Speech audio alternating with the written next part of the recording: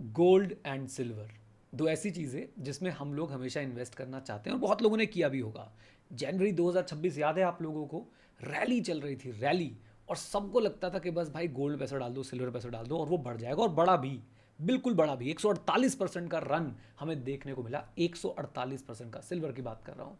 और अभी भी कई लोग ये सोच रहे हैं कि गोल्ड और सिल्वर अब काफ़ी ज़्यादा करेक्ट हो गए हैं तो मुझे इन्वेस्ट करना चाहिए। गोल्ड 26% नीचे आ चुका है और सिल्वर 50%, 50% जो है वो नीचे आ चुका है। अब कई लोग जो हैं वो बस ऐप लेके बैठे हुए हैं कि ये गोल्ड ETF, ये गोल्ड फंड, बाय बटन दबाऊं या ना दबाऊं। आज हम यही डिस्कस करने वाले हैं कि बाय बटन दबाया जाए नहीं दबाया जाए। वीडियो को आपने ना एंड तक ज़रूर देखना है, सुनना है, क्या वैल्यू है गोल्ड और सिल्वर की आपके पोर्टफोलियो में, कितना परसेंट होना चाहिए, ये सारी बातें इसके अंदर डिस्कस होने वाली हैं। और करंट फॉल एक अपॉर्चुनिटी है आपको बाय करने के लिए, या फिर इट्स लाइक कि भाई आप लोग गिरती हुई तलवार को कैच करने की कोशिश कर रहे हो। तो काफ़ी डिटेल डिस्कशन होगा, फ्री फॉर्म डिस्कशन होगा। आप लोग भी इस डिस्कशन में पार्टिसिपेट कर सकते हो। कैसे? कमेंट्स में आपकी क्या फीलिंग है ज़रूर बताइएगा। आपने सिल्वर में इन्वेस्ट किया था उस रैली में या नहीं? अगर किया था तो अभी क्या हालात हैं वो ज़रूर बताइएगा। कितना परसेंट अप है, सच सच बताइएगा, बिल्कुल सच सच बताइए कितना परसेंट अप है। या फिर आप लोग जो इस समय लॉसेस देख रहे हैं, आपकी क्या चिंताएं हैं गोल्ड और सिल्वर को लेकर, वो बताइएगा। तो एक फ्री फॉर्म डिस्कशन, फिर से मैं बोल रहा हूँ, रखेंगे हम लोग, जिसमें आप और हम सारी बातें जो हैं वो करेंगे और डिस्कशन को आगे लेते हुए चलेंगे। चलिए जल्दी से हम आज का ये डिस्कशन शुरू करते हैं, जिसमें हम चर्चा करेंगे गोल्ड एंड सिल्वर के ऊपर। तो जैसे कि आपने बोला कि जनवरी में हम सब ने गोल्ड और सिल्वर की रैली देखी, वहाँ पे बहुत सारे इन्वेस्टर्स ऐसे होंगे जो इन्वेस्ट नहीं कर पाए होंगे, उन्हें फोमो तो ज़रूर हो रहा होगा, राइट? और अब वो इन्वेस्ट करना चाह रहे होंगे कि यार क्रैश दिख रहा है हमें गोल्ड में भी और सिल्वर में भी, तो अब इन्वेस्ट कर लेते हैं, राइट? तो अब मैं आपसे ये जानना चाहूँगी, आपके हिसाब से क्या ये एक बाइंग अपॉर्चुनिटी है, या क्या आपको लगता है कि ये गिरते हुए तलवार को पकड़ने जैसा है? सो बेसिकली अपॉर्चुनिटी और ट्रैप, या राइट, हमें ये डिस्कस करना है। ओके, तो मैं पहले आपको एक सिंपल फैक्ट बताता हूँ। 2011 में सिल्वर अपनी पीक पे पहुंचा था, और उस समय बहुत लोगों ने इसी फोमो में आके उसको बाय किया होगा, डेफिनेटली किया होगा, क्योंकि ये ग्रीड एंड फियर जो है ना, ये हमेशा से चलती हुई आई है। और कोई भी एसेट क्लास जब भाग रहा होता है ना, हर कोई ज्ञान देने आ जाता है कि एसेट क्लास क्यों बढ़ रहा है, मुझे पता है, ये कितना जाएगा मुझे पता है, और आप सबको इसमें इन्वेस्ट करना चाहिए। ओके, तो उस समय अगर किसी इन्वेस्टर ने बिल्कुल पीक पे सिल्वर को पकड़ लिया, उसके बाद सिल्वर ने शांति दिखाई, म्यूटेड रिटर्न्स दिखाए, नेगेटिव रिटर्न्स दिखाए, और सेम अमाउंट ऑफ मनी निकालने के लिए एक इन्वेस्टर को 14 साल लगे थे। 14 years 14 साल, 14 साल बोल रहा हूँ, 14 महीने नहीं बोल रहा हूँ, 14 दिन नहीं बोल रहा हूँ, यानी 14 साल एक इंसान तड़प गया होगा कि भाई मैंने 1 लाख रुपए लगाए हैं, वो दोबारा 1 लाख कब होंगे? तो 1 लाख के 1 लाख ही मिले 14 साल में। तो इन्फ्लेशन आपके नंबर्स को कैसे खत्म कर रही होगी वो आप यहाँ पे देख सकते हैं। तो ये मैंने आपको एक सिल्वर की एक छोटी सी क्या बताई, करेक्टरिस्टिक बताई। अब पॉइंट ये है कि भाई गिरा क्यों? अभी जो रिसेंट फॉल हमें देखने को मिल रहा है, इसके पीछे बहुत टेक्निकल रीजंस भी हैं, बट सबसे पहला रीज़न मैं जो आपको बेसिक रीज़न बताना चाहता हूँ, वो सिर्फ गोल्ड और सिल्वर के लिए एप्लीकेबल नहीं है। आप किसी भी एसेट क्लास में इन्वेस्ट कर रहे हैं ना, वो आपको ऐसा रंग दिखाएगी। और वो रंग क्या है कि जब भी कोई एसेट क्लास अपने फंडामेंटल्स को छोड़ के प्राइजेज उसके इन्फ्लेट हो जाते हैं, अपनी वैल्यू को छोड़ के वो सिर्फ प्राइसिंग के, मतलब फोमो आ जाता है लोगों में, और लोग कोई भी प्राइस उसको देने के लिए तैयार रहते हैं, तो उसमें एक रैली दिखती है बहुत ज़बरदस्त। और उस रैली के बाद ये सर्टेन है कि वो एसेट क्लास वापस अपने उसके प्राइजेस जो हैं वो वैल्यू तक पहुंचेंगे।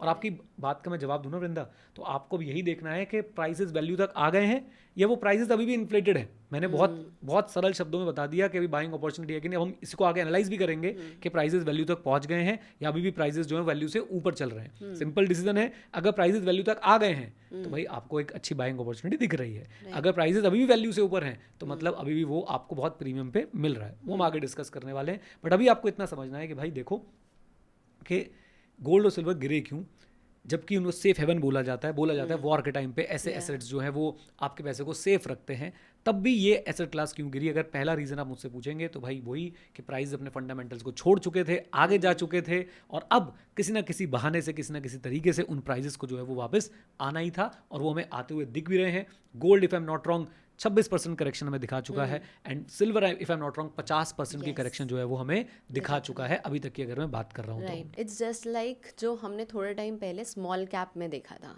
कि बहुत ज़्यादा पीक पे थे चीज़ें और फिर डाउनफॉल देखने को मिला। यस, कोई भी asset class, not only small cap, कोई भी एसेट क्लास बहुत तेज़ी से अगर ऊपर जा रही है, उसमें आने वाले समय में आपको स्टैग्नेशन या नेगेटिव रिटर्न्स देखने को मिलेंगे।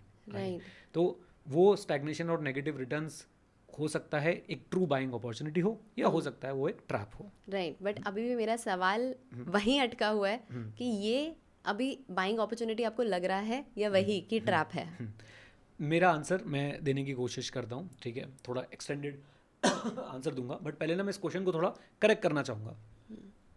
ये क्वेश्चन होना ही नहीं चाहिए। मैं अगर आप मुझसे पूछेंगे, मुझे कोई कितना मर्जी ट्रोल करे भाई, मैं ये स्टैंड लेने को तैयार हूँ कि गोल्ड और सिल्वर डिफरेंट एसेट क्लासेस होने चाहिए।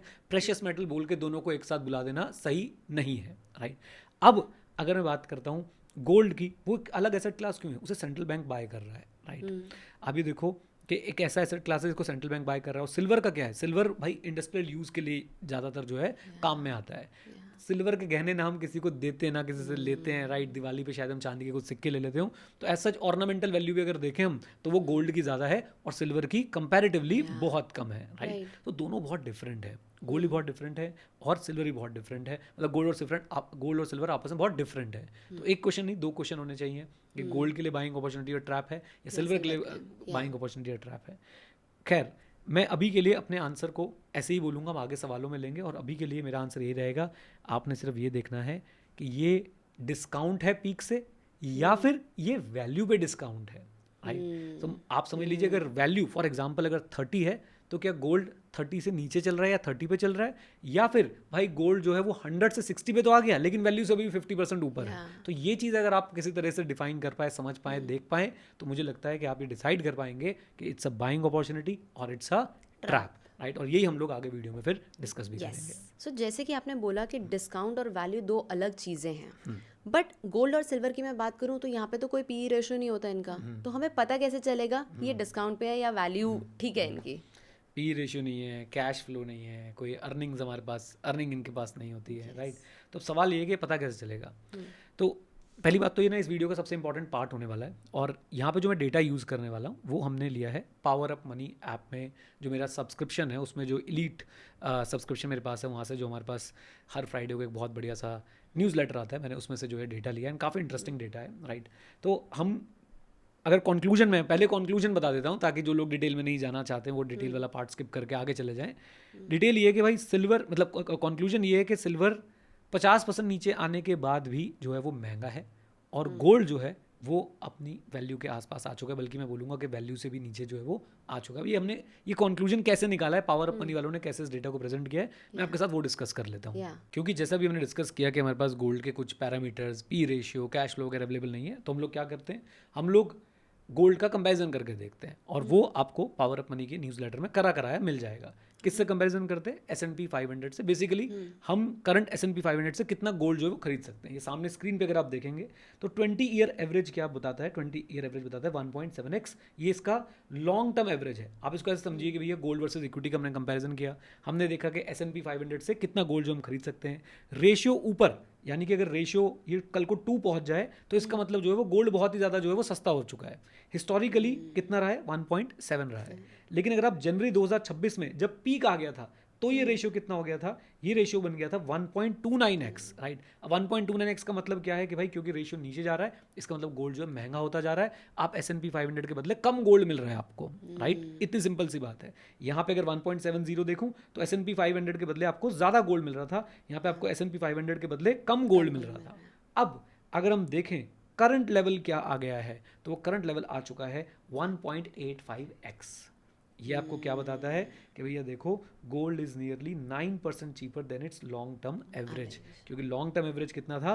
1.70। और अगर हम आज की बात करें तो कितना चल रहा है? 1.85, राइट। और जबकि जनवरी में कितना चला गया था? 1.29। तो आप इसको ना बहुत अच्छे से यूज़ कर सकते हो कि यहाँ पे आपको कहीं ना कहीं इससे पता चल रहा है कि गोल्ड इस समय अपनी हिस्टोरिकल वैल्यू से भी जो है वो नीचे चल रहा है in comparison to S&P 500, right. So आपने गोल्ड के लिए तो बता दिया, बट व्हाट अबाउट सिल्वर?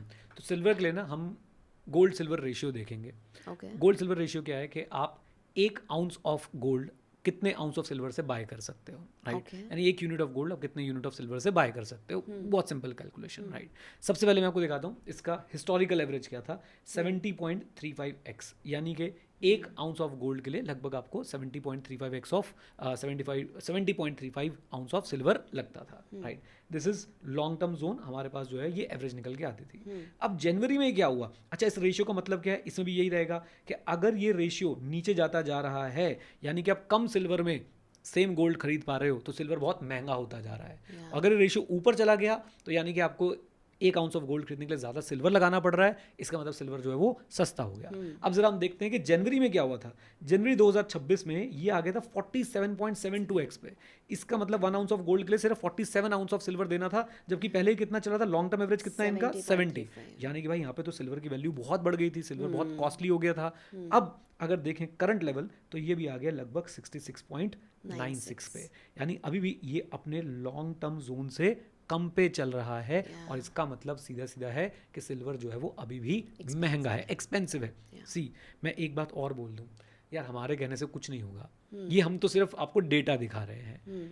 अब हो सकता है यहाँ से सिल्वर बहुत बड़ी रैली दे दे, जिसके चांसेस बहुत कम है, बहुत कम है, राइट। बट अगर दे दे तो हमारे को आके मत पकड़ना कि भाई आपने ऐसा बोला था। मैं आपको सिंपली एक डेटा को इंटरप्रेट करके दिखा रहा हूँ कि कैसे जो है वो डेटा यहाँ पे काम कर रहा है। तो मेरे हिसाब से अगर हम देखें, और पावर ऑफ मनी ने जो हमें डेटा दिया है अपने न्यूज़ लेटर के थ्रू, उसके हिसाब से अगर हम देखें तो मुझे नहीं लगता कि भाई अभी सिल्वर जो है वो उस डिस्काउंट वाले जोन में आ गया है।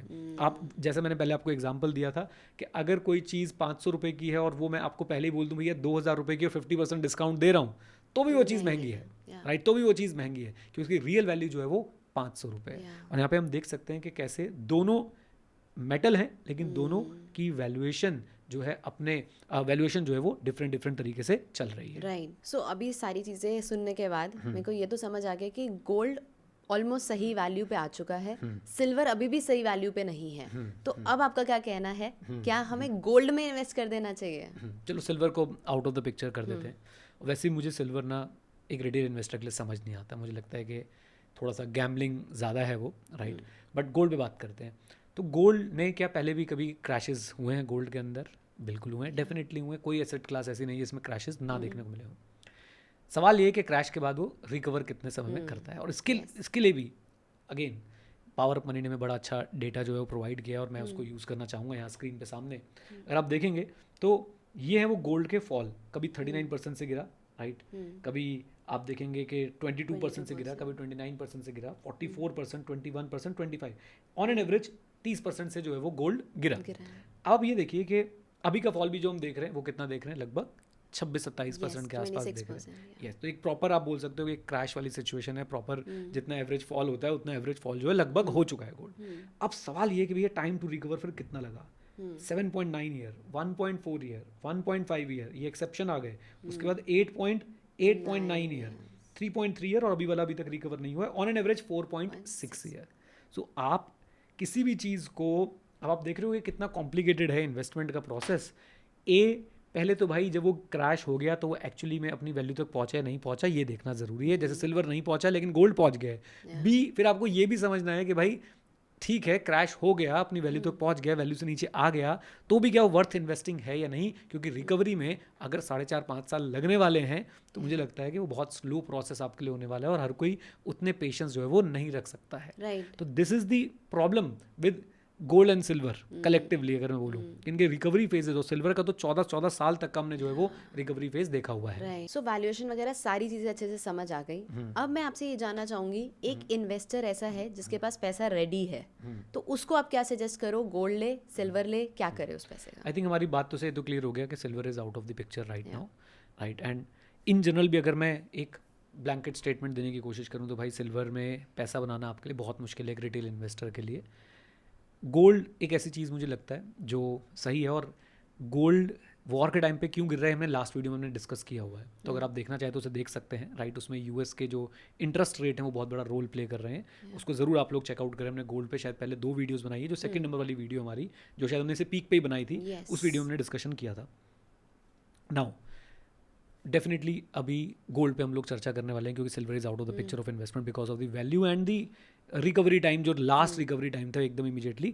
ऑल्दो अगर आप सिल्वर का भी एवरेज रिकवरी टाइम देखेंगे तो वो आपको 5 साल के आसपास 4.8 ईयर्स के आसपास ही दिखेगा। गोल्ड में डेफिनेटली आप लोग इस समय अपनी पोजीशंस बनाना शुरू कर सकते हैं। उसके पीछे के कारण है कि गोल्ड की स्टोरी में ना कोई चेंज नहीं दिख रहा है। अगर आप बात करेंगे तो गोल्ड सेंट्रल बैंक्स बाय करते हैं, और सेंट्रल बैंक्स की अगर आप बाइंग देखेंगे वो कंसिस्टेंटली चल रही है। यस, बीच में बहुत ज़्यादा हो गई थी, बट अभी भी ऐसा नहीं है कि कम हो गई। आप अगर उसे कुछ पिछले सालों से कंपेयर करेंगे तो वो कंसिस्टेंटली बढ़ी है और कंसिस्टेंटली फिर आगे मूव भी कर रही है, राइट।